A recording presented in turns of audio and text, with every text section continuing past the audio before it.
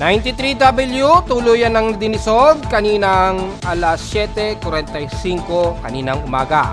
Samantalang si 92W na natiling aktibo nasa silangan na ng Aurora Region. Na inaasahang tatawirin naman nito ang Extreme Northern Luzon Astra na lalabas sa kanlurang baybayin ng Northern Luzon. Kaya silangang bahagi ng Northern Luzon kabilang na ang buong Mimaropa at Southern Luzon at inaasahan din as magkakaroon ng pag-ulan sa Metro Manila. Mga malawakang pag-ulan pagsapit pa rin ng hapon at gabi sa iba't ibang bahagi ng katimugan ng bansa, lalo na sa kanluran ng Visayas at Bicol Region, inaasahan pa rin.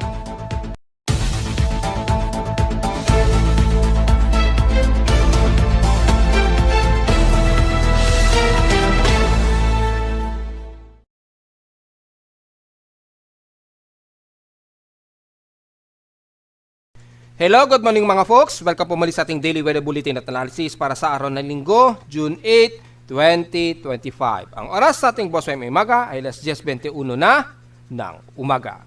So ngayon, dito sa bahagi pa rin ng Metro Manila, lalo na dito sa amin sa Caloocan, ay nanatiling overcasting gloomy at cold humid ang umiiral. Bagamat sa ngayon ay medyo may maliitan na tsansa ng isolated rain shower sa Metro Manila, pero mas mararamdaman pa yan pagsapit po yan ng bandang hapon o gabi muli. Kagaya sa ating forecast kahapon na nangyari nga po sa hapon at sa gabi, ang malawakang ulan dito sa Metro Manila at ilang karatig sa Southern Luzon at ilang bahagi ng Mimaropa at kanluran ng bansa. So magpapatuloy-tuloy ba yan? Well, inaasahan po natin at i-discuss natin yan sa ating mga forecast na iiral ngayon. So watch out po para sa mga bumibiyahe pa rin ngayong araw at para maiwasan po natin ang maabutan ng malawakang pagbaha. At kahapon nga sa iba't ibang panig nga po ng katimugan na bansa, especially dyan sa may bandang Bicol Region at West portion sa Visayas at ilang bahagi ng Mimaropa at bandang Mindanao sa kanluran ay nagdulot po sa kanila ng mga pagbaha. Hopefully medyo humupa na sana ang pagbaha dyan sa inyo ha.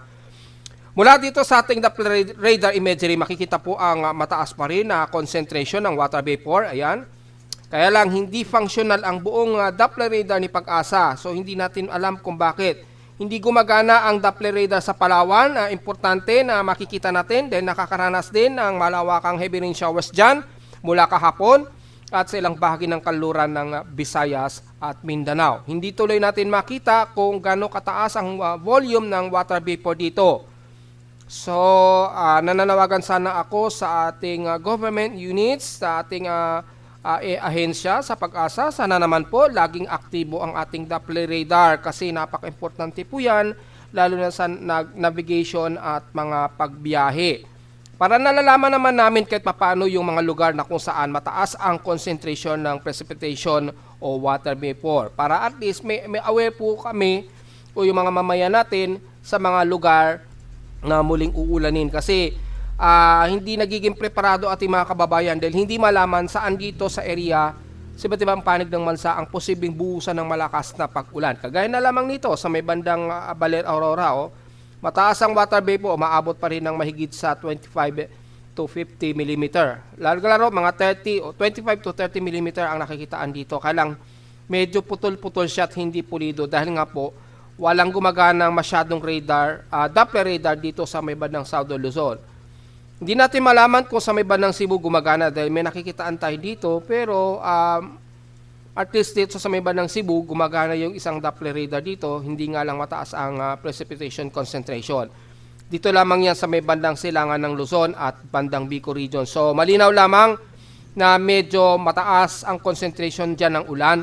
Kaya anytime dyan ay magkakaroon po kayo ng malawakang ulan na kasama na ang Baler Aurora ng bahagi ng Quezon Province, Camarines Norte at bandang Polillo Island po. So malinaw pa rin yan ha. At despite nyan ay wala naman gaano pang mga lightning strikes. May mga 13 lightning strikes dito. Pero kung sisilipin natin ang real-time lightning strikes gamit ang aking real-time lightning detection system, meron tayong total of 18 outer total lightning strokes. Pero sa inner o malapit sa kalupaan ng Pilipinas, mga 8 strokes po ang mas closer. So malamang ito yon sa may bandang kanluran ng Zambales or ayan, bandang Zambales po sa kanluran, sa baybayin nito, bandang West Philippine Sea naman so far. At wala naman tayo nakikitaan sa may bandang kalupaan ng Pilipinas so far. So, at wala masyadong aktibo. Ang latest lamang na aktibong lightning strikes ay nandito sa baybayin ng Alaminos, Pangasinan. Yan. So, ang arriving niya nitong 10:11 AM pa. So, ito yung pinaka-latest. At marami-rami rin. Cloud to ground niya, 233. Yan ang importante nating nalalaman. Ang concentration ng cloud to ground. Hindi na masyado mahalaga ang discharge strike. Kasi usually sa mga ulap lang nakikita yan. Hindi masyado delikado. Ang kailangan nating laging na monitor yung cloud to ground or multiple cloud to ground lightning strikes. Yan ang mas importante po kasi sa ibang mga ibang agencies pinapakita lahat.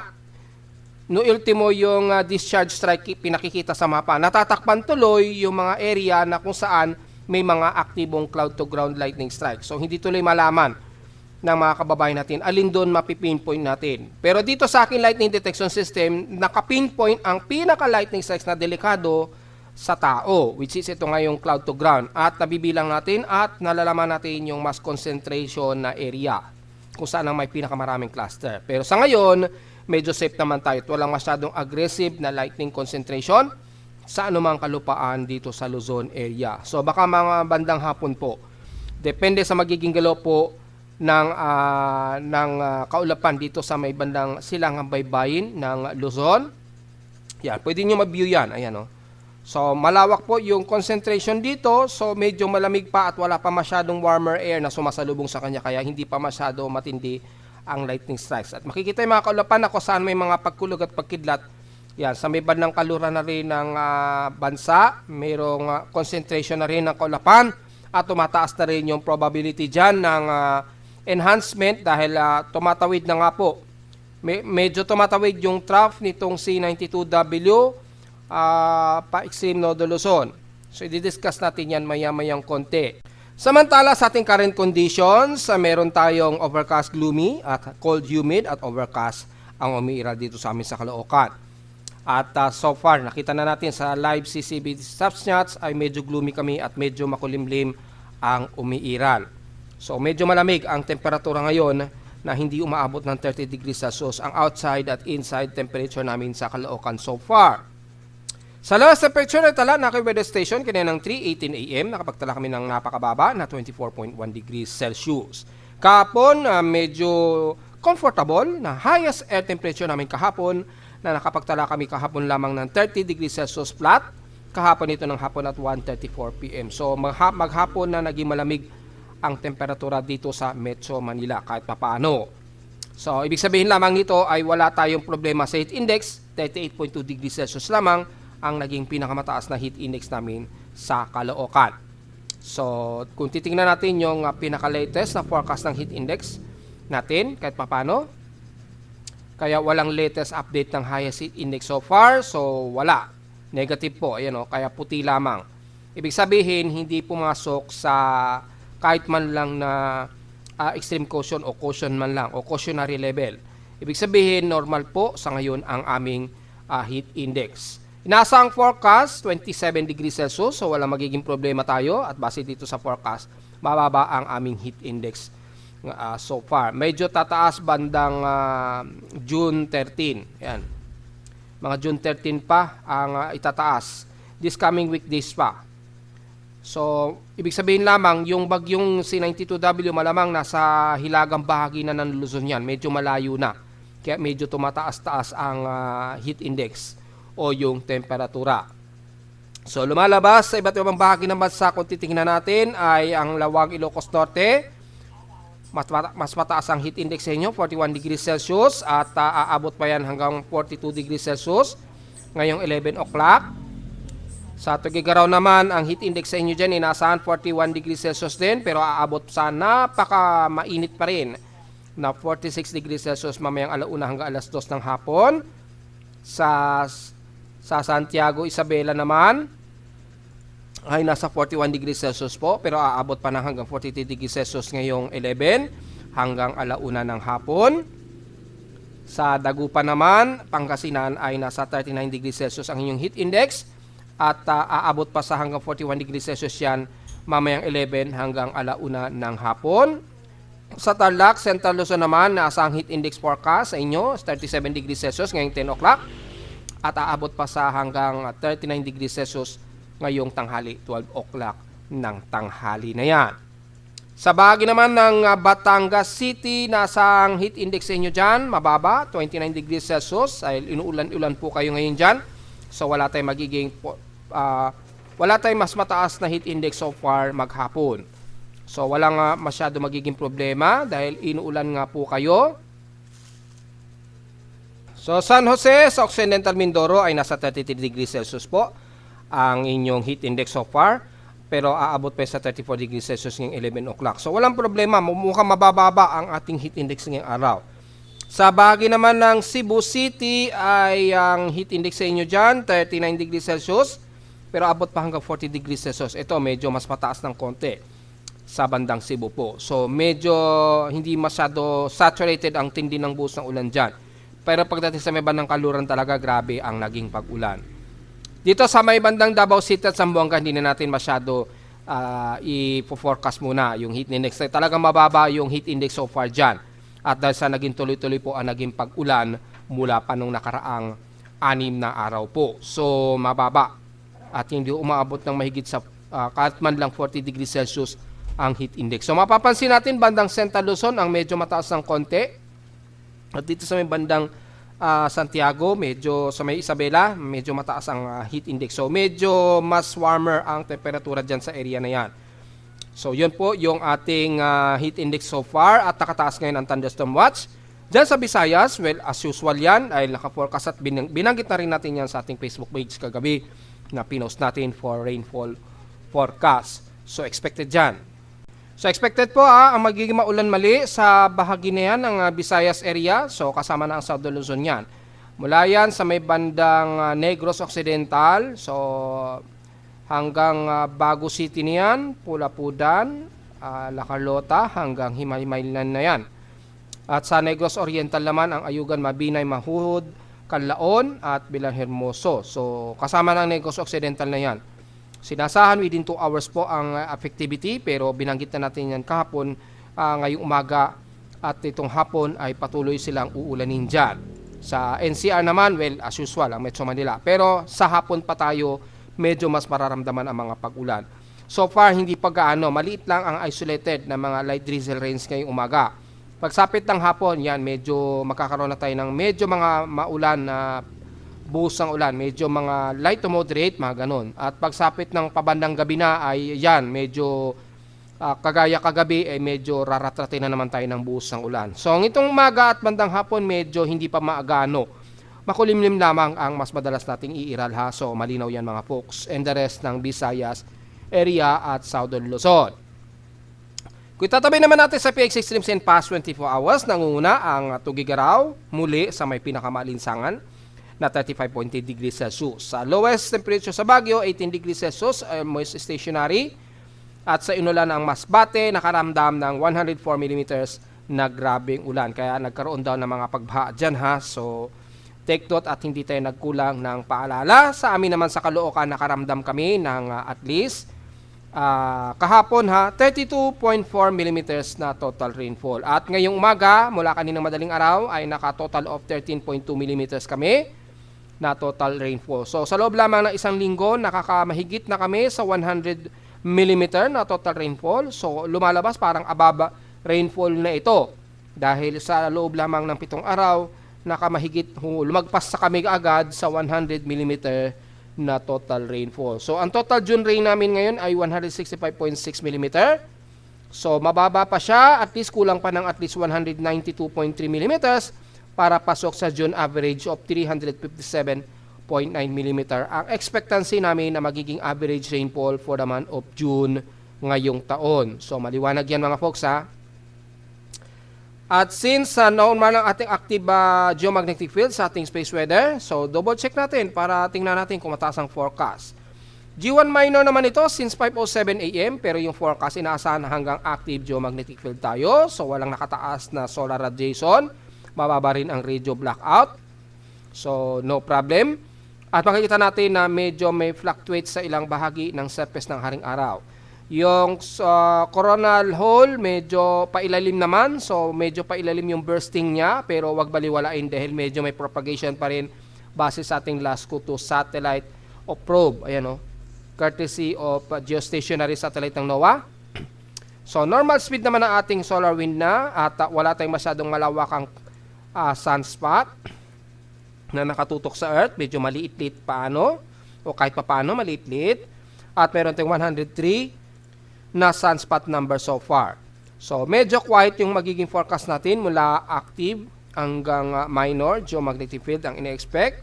Normal na ating X-ray flux event. Wala naman tayong so far na magiging aktibong solar X-ray o solar radiation. Normal na ating solar photon flux. So, babalikan natin kung kailan tayo nagkaroon ng propagation ng solar flux. Since June 1 po, And then, bandang June 4 na lamang ito tuluyang kumalma yung matinding solar photon flux propagations. So, manatiling magiging active ang ating geomagnetic field. So, usually, G1 o minor na geomagnetic storm. Kaya medyo may mga ilang impact sa ating magnetosphere. So, medyo nakakayanan naman. So, walang magiging problema. Mababa ang ating TEC ionospheric range. So, walang masyadong radio noise. At kalmado rin ang ating auroral activity map. At yung ating solar radial velocity, so far, medyo kaya-kaya pa lang. Medyo mga medium lamang ang pinakamalakas na impact ng solar density. So, wala rin tayong D-radium absorption. So, normally, ay ang mababa lamang ay 40 to 80 meters ang HF conditions. At sa gabi ay 10 to 12 meters ang magiging interference noise. Samantala, sa ating outside humidity, 86%. So, mataas pa rin ang ating saturation ng ating water molecule moisture. At sa ating barometric pressure, mukhang mababa na. Low pressure area na tayo, 1,005 hectopascals. And steady ito since last hour. So, ibig sabihin yung presensya ni 92W malapit na dito sa Metro Manila. Kapag kaganyan, bumababa na. So, mayroon tayong positive na shallow pa lang na low pressure area o invest kapag kaganyan. So, steady ito since last hour. Tapos, sa high tide natin, low tide status. So far, mataas ang ating sea level. Pero ingat po sa mahangin na lugar po, lalo na dito sa bahagi po ng silangan ng Luzon. So silipin natin yung significant wave height natin. Tingnan natin kung magiging mataas bang alon natin o dulot lamang ng hangin o bugan ng hangin. So mukhang wala pa namang masyadong mataas na alon, pero yung bugso ng hangin sa Timog Kanluran, malakas po ang bugso. At yung dalang hangin pa rin ni 92W, ayan, halos babanggain na niya o tatawirin na nito ang parte ng Northern Luzon dahil sa epekto po ng gyre circulation, kaya medyo sasabay siya dito. Pero hindi malakas, kundi isang gyre lamang na trough habang ito ay tatawid dito sa baba ng Northern Luzon. So, yung lakas ng hangin nito at yung gyre wind na dala nito ay magbubugsot po ng malakas na gale force winds lalo na sa baybayin ng silangan ng Northern Luzon, Bicol Region at sa Kanluran naman dito sa may bandang Mindoro at Zambales at sa parte na rin ng bandang Batangas at Palawan area. So yun lamang ay ingatan natin. So habang tumatagal yan, sa the next 24 hours, tataas yung pag-alon dito sa baybayin ng Palawan. Lalo na sa Puerto Princesa hanggang Balabac na. Naaabot ng 1.25 meters to 2.5 meters. So medyo ingat po mga folks Anyways, nasa moderate pa rin ang ating air quality. So mag-mask po sa mga sensitibong mga baga. Medyo naglalaro-laro po yung ating air pollution dahil mataas ang ating thermal inversion o yung hindi kaagad o natatrap po yung ating air pollution dito sa mababang altitude dahil nga po sa halos puro gloomy na po ang paligid natin at maulap ang himpapawirin. So hindi agad nakakatawid ang ating air pollution sa mga syudad. Sa ating almanak, sumikat ang haring araw kaninang 5:26 AM at inasang lulubog po ito mamayang 6:24 PM at ang ating almost malapit ng mag-full moon muli. Waxing gibbous 91% illuminated. Mag-moonrise po ito mamayang hapon 3:51 PM at lulubog naman ito kinabukasan na madaling araw at 3:26 AM. At sa ating local weather outlook para ngayong linggo hanggang bukas ng Lunes, inaasahan ang maulap na himpapawirin muli at siyempre, as usual, ang maulan sa hapon at sa gabi muli na 100% chance. Bukas ganon pa rin ang magiging ganap at 100% chance pa rin ang pag-ulan. So, tuloy-tuloy lamang ang magiging maulan, maulap at may mga localized thunderstorms pa rin na hindi natin maiwasan. Highest and lowest temperature expected, 28 to 30 degrees Celsius. and lowest na pressure expected maglalaro sa 25 degrees Celsius. At ayon sa data feed, base sa ating local weather advisory sa data feed ni Pag-asa, bagamat late na ito, pero babasahin natin for reference lamang ay namataan ng sentro ng low pressure area o C92W ito. Estimated, layong 115 km na lamang north ng Biraca, Catanduanes or 285 km east of Infanta, Quezon na. So, nandyan na nga yan sa silangang bahagi ng Luzon. At babalandra yan sa may bandang Northern Luzon area ha. At mukhang tatawirin nito ang Northern Luzon. Pero hindi yan mararamdaman masyado dahil dry lamang na trough ang dadaan dyan. At makikita ay inaasahang nasa location nga po ito ng Infanta, Quezon. So mga bandang alas 4 po ito. So malamang ay wala na dyan sa location na yan ang sentro ni 92W. Alamin natin yan maya-mayang konti. Diretso muna tayo sa ating ginagamit na satellite imagery. Makikita natin ang makapal na water saturation dito kasama ang Metro Manila at Angeles, Pampanga at the rest ng Central Luzon sa Tarlac, Nueva Ecija. So expected ang mga mas gloomy, maulap at inaasahan mga mahihinat katamtamang ulan. Mataas bang heavy rain potential yan? Kung double check natin using heavy rain potential, mataas pa rin po. Kasama ang Metro Manila, lalo na dito sa Valenzuela, Quezon City at Caloocan at City of Manila. Yan. So makikita po natin dito ang malawakan na maulap na ito. So expected ang medyo maulan pero dito sa ngayon ay ang real time natin hindi pa masyado bumabagsak. O medyo magaan pa lamang yung dala niya ng water vapor kaya hindi masyado bumabagsak. So maaring dyan sa may bandang Aurora region at bandang Central Luzon, maaari kayong ulanin dyan kasama na ang buong Quezon Province, Calabarzon area and the rest ng bandang Camarines Norte. Yan o. So makakaranas kayo ng mga kalat-katapag ulan na may pagkidlat at pagkulog. Katamtaman pa rin at mas maaraw dito sa may bandang extreme Northern Luzon, lalo na sa may bandang Babuin Islands at dulo ng Ilocos Norte, dulo ng Cagayan Valley, kasama na ang Tuguegarao, kaya medyo mataas ang heat index sa inyo dyan. Apayao, Abra, Kalinga, hanggang dyan sa may bandang Ilangan. Pero mula sa pagitan ng Mountain Province at Ifugao, medyo magiging mas maulap na kayo dyan at unti-unti nagiging mas saturated na po yung kaulapan dyan. Kabilang na ang Ilocos Sur and the rest ng Benguet, La Union, kasama na ang buong Pangasinan, Zambales at Central Luzon nga po sa Tarlac.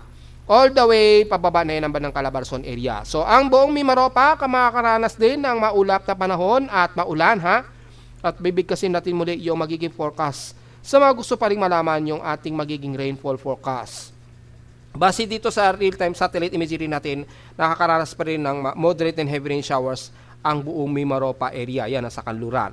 Sa may bandang Visayas, medyo hindi na dahil yung gyre system ay tumatawid na po dito sa may bandang Luzon. At nagre-regenerative na po dito yung mataas na tropical strike probability. Tataas yan at maaaring umabot pa yan ng 60 to 70%. Kaya makikitaan natin na mas maapektuhan ang halos buong kanluran ng Luzon hanggang dito sa Palawan area. So watch out po within 172 to 192 hour period po yan. So aabot yan sa maapektuhan kasama ang 20 to 30% ang Metro Manila, then 50% naman bandang Olongapo. Yan, yung area na yan. Kasama na ang bahagi nga po ng Mimaropa area. Well, kasi nga po, nagsasabay po ang generative ng trough dahil nga rin sa ating habagat o southwest monsoon dito sa timog kanluran ng bansa. Dahil sa kasabay ng southwest monsoon at yung trough na monsoon dyan ni 92W, kaya asahan ang mataas na water vapor concentration dyan. At yung ating madalas na normally habagat na pag-ulan, mararamdaman na natin sa kanluran. Kasama ang Metro Manila anytime, lalo na sa hapon at bawandang gabi. So malinaw yan mga folks, at sa silangan naman ng bandang Southern Luzon, magiging mas maulap pa rin kayo dyan. Asahan ng mga kakalat-katapag ulan, ang may pagkilat at pagkulog, kabilang na Marinduque, Romblon, Masbate at the rest ng Bicol region, mula dyan sa bahagi nga po ng Catanduanes. Bagamat partito mo, sikaw di kayo dyan, bandang Iriga, papasok ng Legazpi at Sorsogon. Medyo partito mo, sikaw di kayo dyan, pero expected lalo na sa hapon at sa gabi ay expected pa rin ang mga moderate to heavy rain showers. Dahil lumalapit pa rin ang accumulated na ito ng mga pulupulutong nakaulapan sa silangan dagat Pasipiko na magpapang-abot yan sa buong Eastern Visayas at Eastern Mindanao. At nabanggit na natin yan sa forecast. And the rest ng bahagi ng Visayas ay magiging overcast and gloomy kayo dyan, kasama ang Negros region ngayong tanghali. Pero pagsapit ng hapon, asahan po ang maulan sa bahagi ng Central Visayas at West portions na ng Visayas ha. So, be ready muli sa mga potentially na flood spots po. Kabilang na ang Panay Island, Iloilo, and the rest ng Bacolod, hanggang dyan na yan sa pababa ng Dumaguete ng Negros Oriental. Pagdating naman sa Mindanao, sa ngayon, medyo overcast and gloomy kayo dyan. Pero within 24-hour period nga po, uulanin na ang bahagi ng silangan ng Mindanao mula Surigao Region. Yan, kasama na ang Agusan del Sur, the rest ng, dito sa silangan ng Davao Region mula Compostela Valley hanggang sa ibaba na ng Davao Oriental sa Governor Generoso. Ngayon, medyo maulap kayo dyan at very gloomy ang buong bahagi ng Central Mindanao kabilang na ang Davao Region. Pero pagsapit po yan ng hapon, gandang hapon at gabi po.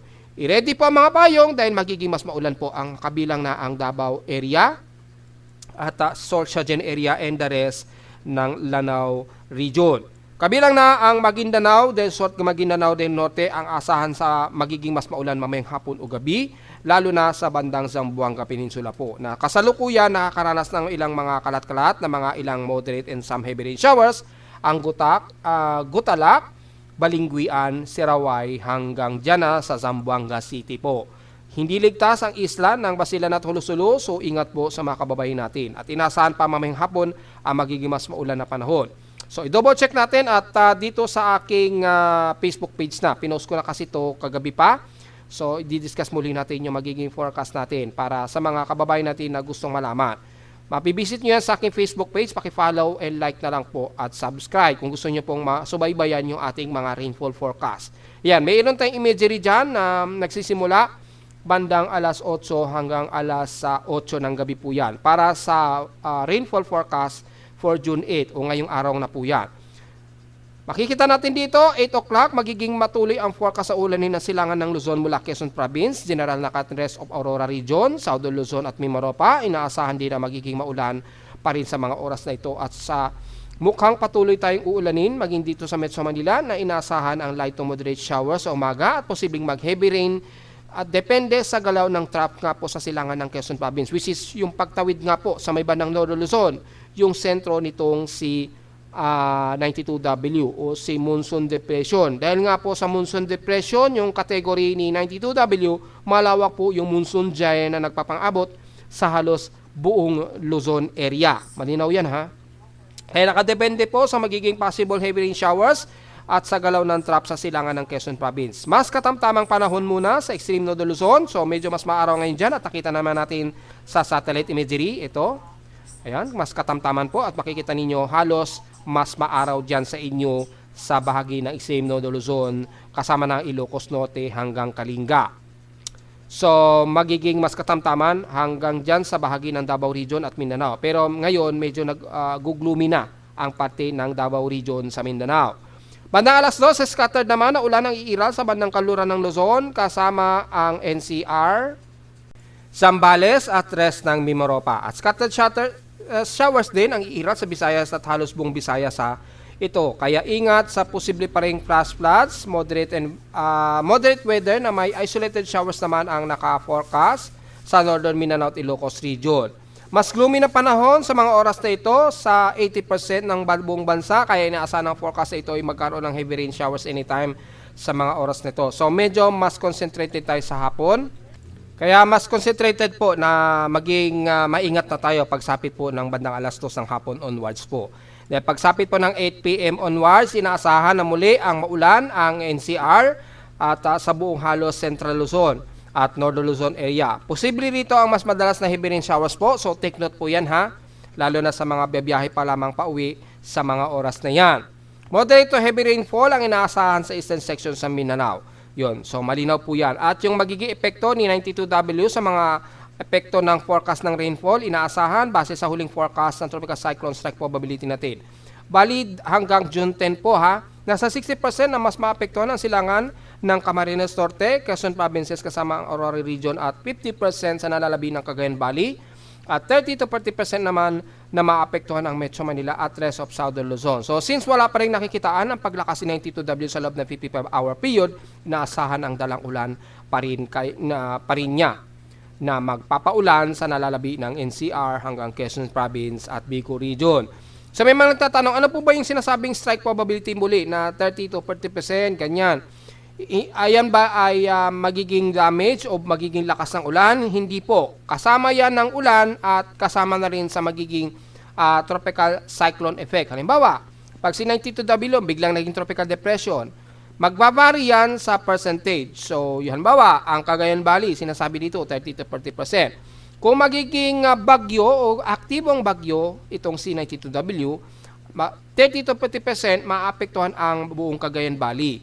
Kung hindi man, 30 to 40% naman ang maapektuhan ng malawakang pag-ulan sa Cagayan Valley. So, pag may 50%, ibig sabihin 50-50 na maapektuhan nung low pressure area or kung maging bagyo man o hindi, yung area na yan. So, para at least direct to the point na kung sakaling kayo magkakaroon ng malakas na pag-ulan at posibleng pagbaha, at least malalaman nyo by percentage yung forecast probability, yung posibleng magiging apekto niya. So, yun po yung direct to the point ng magiging forecast ng tropical cyclone strike probability. Para at least hindi kayo mag-isip agad na baka sobrang tindi ang magiging buhos kapag naging tropical depression yung isang bagyo o hindi. Kung hindi man, ay minsan low pressure area lang o inverse, pero ang grabe ang naging malakas ang buhos ng ulan. So magtataka kayo, wala naman tayong bagyo, pero bakit ang lakas ng buhos ng ulan? Binaha kami rito, ganon po. Yon po ang purpose ng strike probability. Yung mas importante kasi nalalaman natin yung malaking epekto sa inyong lugar. Depende sa magiging lakas ang development ng isang low pressure area o surface track na may dalang ulan po. Yun po importante kasi binabantayan dito, lalo na dito sa atin sa bansa. So samantala sa ating binabantayan, gamit ang ating computer generated tropical cyclone sector, as of kaninang umaga, eksakto 7:45 AM, si 92W tuloy na pong dinisipate at inalis sa listahan ng aking tropical cyclone sector. So, hindi po siya nag-succeed na nagkaroon ng further development. Although, minomonitor pa rin siya ng satellite imagery yan dahil meron pa rin mahinang sirkulasyon ito. Pero wala na, napakahilaw na po yung development niyan. Yan, dahil sasama na lang yan sa pinaka-monsoon gyre ni 92W. At dahil dyan kaninang umaga, 7:45 AM, eksakto, ay tuloy na siyang inalis at na-dissolve na o nalusaw na lamang po. Pero itong si 92W, patuloy ang pagkilos niya, pahilagang kanluran. At makikita natin as of 11 o'clock ngayong umaga, bagamat walang development sa kanyang wind speed, since 55-hour period, pero mababa na ang atmospheric pressure niya, bunsod ng kanyang malawakang monsoon gyre.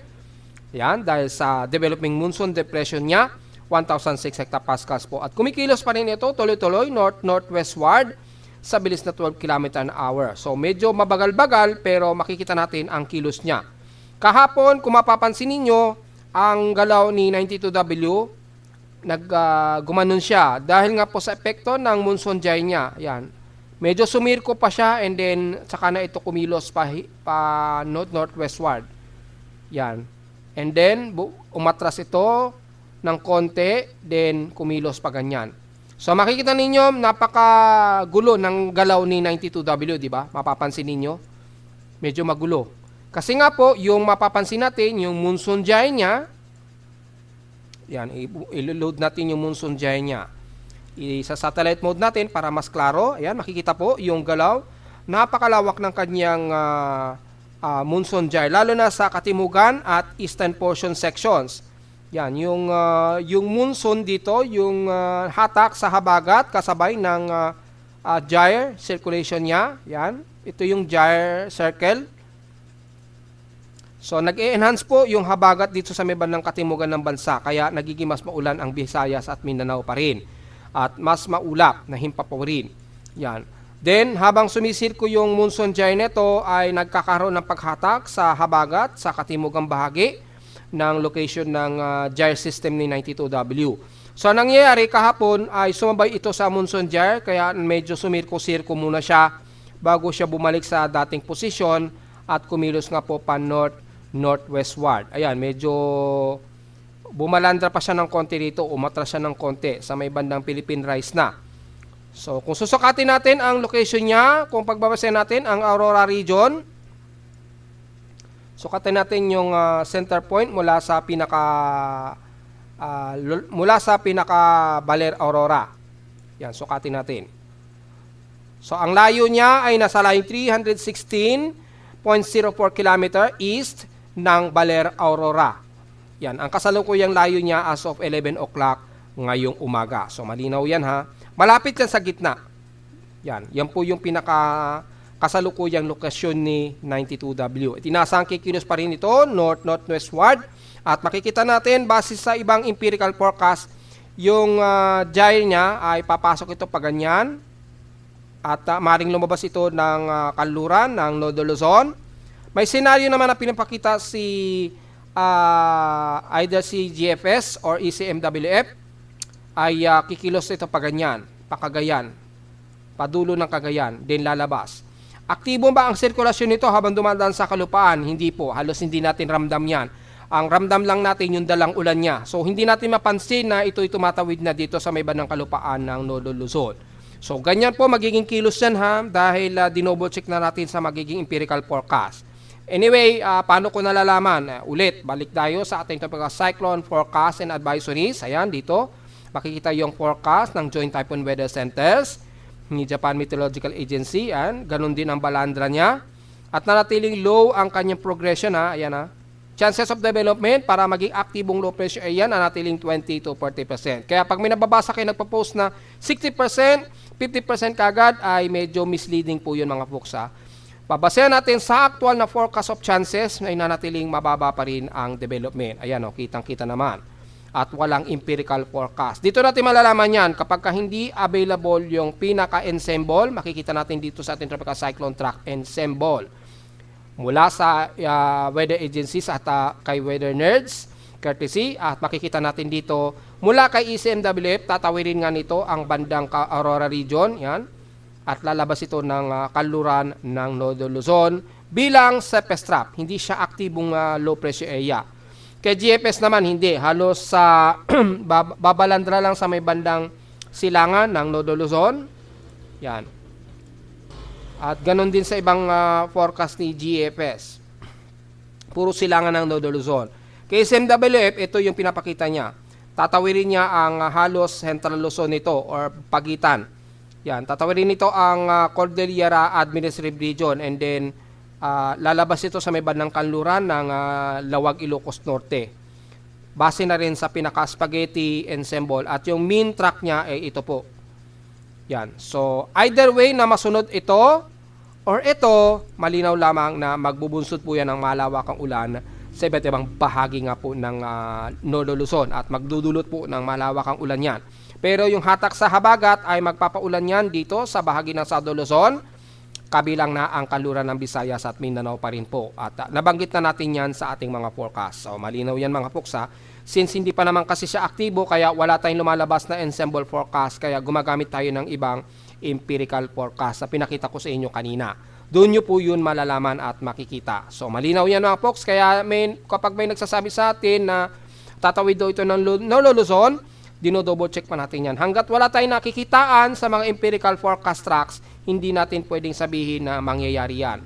Pero since may nakita na tayo na may forecast ito na tatawirin nga po ang Nodo Luzon, pwede na natin siyang sabihin na pwede itong tawirin ang Nodo Luzon dito.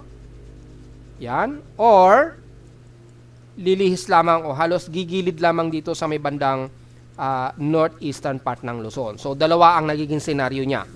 At least malinaw yan mga folks. At hindi ito isang magiging active na low pressure area. Bakit? Kung pupuntahan natin ang Global Forecast Assessment Monitoring para malaman natin kung bakit. Una-una sa ating West Pacific Basin real time, wala tayong nakikita na aktibo siya na low pressure area. Oh.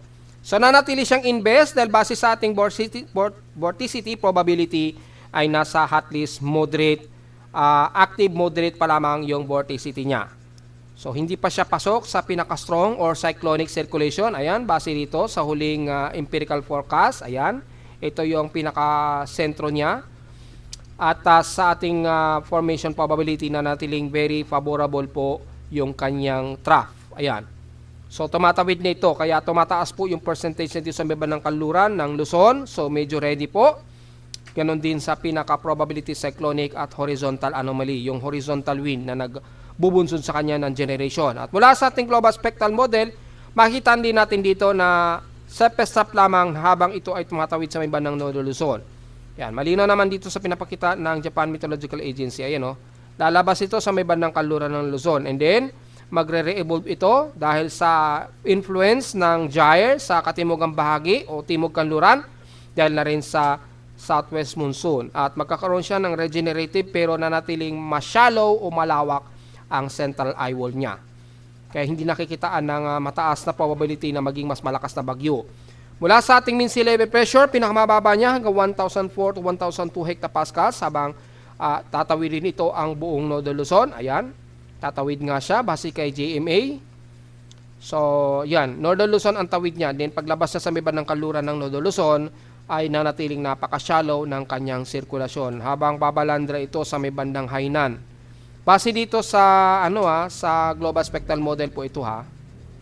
At kung titingnan natin sa tropical cyclone strike probability until June 10, makikita natin ay umaabot sa 50 to 60% yung maapektuhan nga po ang kanluran ng Northern Luzon. Binanggit na natin kanina, di ba? So malinaw yan mga folks. At 30% naman maapektuhan ang silangan ng Northern Luzon hanggang Southern Luzon kasama na ang bahagi ng Bicol region. Ganon din sa Metro Manila, kasama na naglalaro sa 30 to 40%. Maapektuhan ang Metro Manila in the rest ng Southern Luzon, especially dyan sa may bandang Mindoro at Bicol region. Ayan, until June 10 po yan, malinaw yan. And the next 96-hour period, o 96-hour period ay magre-regenerative po siya. Ayun, tumaas. Umabot ng 80% yung tropical cyclone strike probability. So may chance na aabot ito sa mas aktibong low pressure area. Kung hindi man, yung epekto ng southwest monsoon, magdadala naman ng malawakang ulan, naglalaro sa 40% to 50% ang bahagi ng Zambales at buong bahagi ng kanluran ng Northern Luzon. Kasama ba ang Metro Manila? Yes, kasama ang Metro Manila, 30 to 40% mas maapektuhan tayo niyan. So, kung hindi man magiging active low pressure yan, paglabas ng kanluran ng Luzon, yung malawakang ulan ang matinding magpapaapekto sa atin sa Metro Manila, kabilang na ang bahagi ng Bicol region, Central Luzon at extreme Northern Luzon. Until June 11 naman po yan. So magiging malawakan pa rin ang pag-ulan natin this week ha. Gaya na ating finorcast last week po, binanggit na natin, mas ramdam talaga natin ang magiging pag-ulan pa pagsapit nga po ng Lunes o Martes, June 10 po yan, all the way hanggang June 12 na po yan to June 13, which is lumalabas na nga po sa forecast natin. Kung ibabalikan ninyo po yung nakaraang linggo natin na report, di ba binanggit natin, by June 9 to June 13 po, sinabi na natin, magiging mas malawakan ang magiging pag-ulan natin. At dyan natin mas ramdam ang ulan, dala ng habagat, pagsapit nga po ng mga araw na yan. At mukhang mangyayari na nga po ngayon, base sa pinapakita ngayon ng latest tropical cyclone activity including Genesis natin. So malinaw at medyo i-ready na po natin ang mga sarili sa mga malawakang pagbaha, lalo na dito sa Metro Manila, Zambales, at ilang bahagi ng Southern Luzon area. So maghanda pa rin kayo sa may bandang kanluran ng Visayas. Although hindi naman kayo naaabutan ng mataas na tsansa ng tropical cyclone strike probability, medyo prepare pa rin tayo dahil yung ating rainfall forecast, apektado pa rin ang bandang kanluran ng Visayas and the rest ng Central Visayas area at west portion sa Mindanao ha. So medyo ready pa rin. Antabayanan pa rin natin yung magiging forecast probability gawa nga po ng mataas na sequence ng strike probability hanggang this week na narating po. Mas magiging maulan tayo. Starting yan bukas na Lunes hanggang sa susunod na Biyernes na yan. Magiging mas maulan tayo dyan sa mga araw na yan. So be ready mga folks. At wala naman sa computer models, ay nasa natin na ganyan ang nagiging forecast track base kay GFS. Mukhang nagtutugma na sila ni ECMWF. Pero nakapagtataka na dito kay ECMWF, napaka-disorganized pa nung low pressure area nito na si 92W. Pero maliwanag na mukhang tatawirin talaga nito ang bahagi ng Northern Luzon. Yan. So, dalang ulan po ang mas mapapag-apekto sa atin ha, sa parte ng Northern Luzon within the next 24 to 48 hour period. Kay Nabjem, ganon din ang aggressive niya. Mukhang tatawirin na rin. Pero dito ay dalawa ang nagiging low pressure sa kanya. Pero si 90TW kasi is nalusaw na eh. So maaring masunod po yung lumabas na ito na low pressure area. Tumawid ito ng bandang kanluran ng Lolo Luzon, which is pinapakita ni GFS at ECMWF at Japan Meteorological Agency. So yun po ang malinaw dyan. Mataas ang forecast niya, natatawidin talaga nito ang buong Lolo Luzon hanggang sa lalabas ito sa may bandang kanluran ng West Philippine Sea. Forecast yan by hanggang June. Starting na yan ng June 12 o June 9 all the way hanggang June 13, 2025 na po yan para maliwanag. So sa lagay ng ulat ni Dol, well, mukhang malinis uli ang aking seismograph. Mukhang walang masyadong empirical noise. Pero may mga mahihinang mga paginig mula kaninang alas 7 ng umaga, mga 7:31 AM siguro ito, at isa nitong 8:55 o mga 8:55 AM kaninang umaga. Meron tayong dalawang pagyanig na nadedetect sa aking seismograph. So, tingnan natin kung anong magnitude yan. Well, meron nga pong dalawa. Malinaw yan sa sikat ng araw na nagtugma. Isa dito, kaninang 6:03 AM. So, yung 6:03 AM, hindi na-detect. So, hindi po yan nag-positive, pero na-detect sa short period seismograms ni PBOX. Kaninang 6:03 AM, magnitude 4.1 po ito na may lalim na 13 km depth. Location, northeast ng Caraga, Davao Oriental. Yan po. Sa dagat naman ito ng Davao Oriental. At sumunod naman sa kanya ang dyan sa southeast ng General Luna, Surigao del Norte, magnitude 4.0 din na may lalim na 6 km depth. Yan. So, 9:04 AM naman ito naganap. So, hindi ito bugma. So, hindi natin alam kung alin itong pagyanig na yan. Malamang below magnitude 4.0 yan na na-detect na aking seismograph. So, kung double check natin maigi, mga 7:31 ng umaga. Double check natin dito. 7:33. So, 7:33 AM. Surigao del Sur nga ito. Kaso, mahina Ayun, Ilocos Norte, meron. Ayun, nagkasabay. 7:33 AM, meron sa Ilocos Norte. Northwest na Ilocos Norte, magnitude 2.5. Bandang Paway, Ilocos Norte. Yan. Yung pinakamalapit sa amin sa Caloocan na medyo naramdaman ng aking seismograph. Ito yon. Mahina pero na-detect siya. So, malamang yung secondary wave, pababa yung daloy niya, yung malakas na daloy. At yung isa naman ay kaninang 8:55 AM. Double check natin kung anong oras yan. So, walang 8:55. So, mga unusual lang siguro na pagyanig yan or sa labas ng bansa. Parang long period siya. Ayan, long period siya. So, double check natin kung ano siguro yan. Mga bandang 9:55. Ayun, malamang ito. 7:20. Kaso ito 8 So, malamang ito sa ibang bansa. Ito yan sa may bandang Western Indian Antarctic Ridge, 6.2. At malamang ito, 8:50 AM sa Rota Region, Mariana Islands. Magnitude 5.3 kasi siya at mababaw lang na 10 km depth. Yan. So, yan malamang ang naramdaman kanina. So, puro teleseismic yung mga pagyinig na na-detect ng aking seismograph dito sa amin sa Caloocan. Isa sa Mariana Islands, magnitude 5.3 at isang magnitude 6.2 sa Western Indian Antarctic Ridge. Yan. Yun lamang ang na-detect na aking seismometer so far. At the rest, magnitude 4.0 lang naman pababa ang na-detect. At puro ito sa may bandang Mindanao nga po. Isa sa General Luna at bandang northeast ng Caraga, Davao Oriental. So, malinaw yan mga folks. At narito naman ating 3-day weather forecast para sa araw ng Linggo, June 8, 2025.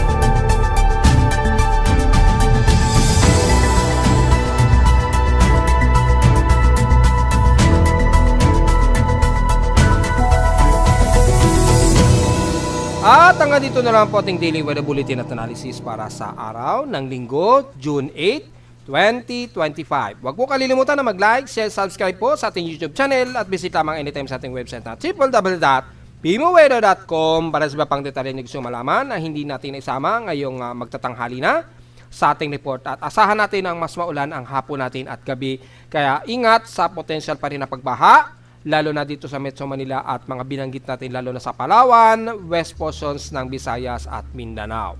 At visit naman sa ating website sa gusto malaman pinaka-dynamic events mula sa actual reading ng real-time events mula sa aking weather station sa Caloocan at sa data feeds mula sa iba't ibang weather agencies.